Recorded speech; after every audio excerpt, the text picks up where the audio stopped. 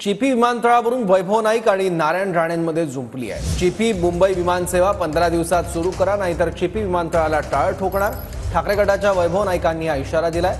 तर विमानतळाला टाळ ठोकून दाखवा, तुझ्या घराला टाळ ठोकू, असा इशारा नारायण राणे यांनी वैभव नाईकांना दिलाय।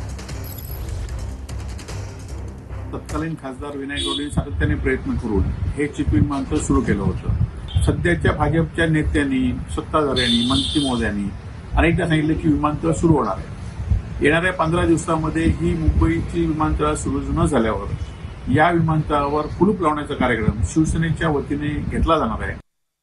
माहिती आहे ते कसे उद्योग आणावे, कसा विमानतळ आणावं, कसा सुरू करावं, एक गंड तरी आहे। 5 मिनिटं शुद्ध मराठीतून त्या सभागृहात कधी बोलले काय?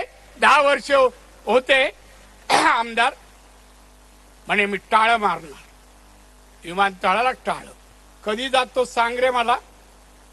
टाळ मारूनच दाखव, मी आज सांगायला आलोय ते मारूनच दाखव। नाही तुझ्या घराला जाऊन टाळ मारला ना तर नारायण राणे नाव सांगणार नाही, नाव सांगणार।